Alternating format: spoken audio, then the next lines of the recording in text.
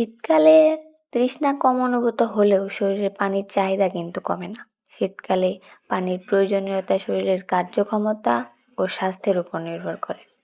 সাধারণত একজন প্রাপ্তবয়স্ক মানুষের প্রতিদিন 2 থেকে 3 লিটার, যেমন 8 থেকে 10 গ্লাস পানি পান করা প্রয়োজন। কিছু কারণ শীতে পানির গুরুত্ব বাড়ায়: 1. শরীরের আর্দ্রতা বজায় রাখতে। শীতকালে ত্বক শুষ্ক হয়ে যেতে পারে, তাই হাইড্রেশন প্রয়োজন। 2. রোগ প্রতিরোধ ক্ষমতা বৃদ্ধি করতে।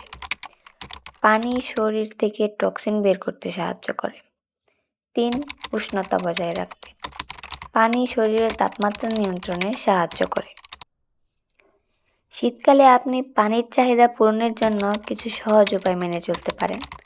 আর প্রতিদিন আমাদের চ্যানেল থেকে এরকম স্বাস্থ্য বিষয়ক টিপস পেতে আমাদের চ্যানেলটিকে লাইক, শেয়ার এবং সাবস্ক্রাইব করে দিতে ভুলবেন না। যেমন শীতকালে আপনি পানির চাহিদা পূরণের জন্য যেসব সহজ উপায় মেনে চলবেন: গরম পানি বা হার্বাল চা পান করুন, স্যুপ বা ঝোল জাতীয় খাবার খান, ফল ও শাকসবজি থেকে প্রাকৃতিক পানি গ্রহণ করুন। আপনার শারীরিক কার্যক্রম বেশি হলে পানির পরিমাণ আরও বাড়াতে হতে পারে। শরীরের সংকেত শুনে প্রয়োজন মতো পানি পান করুন।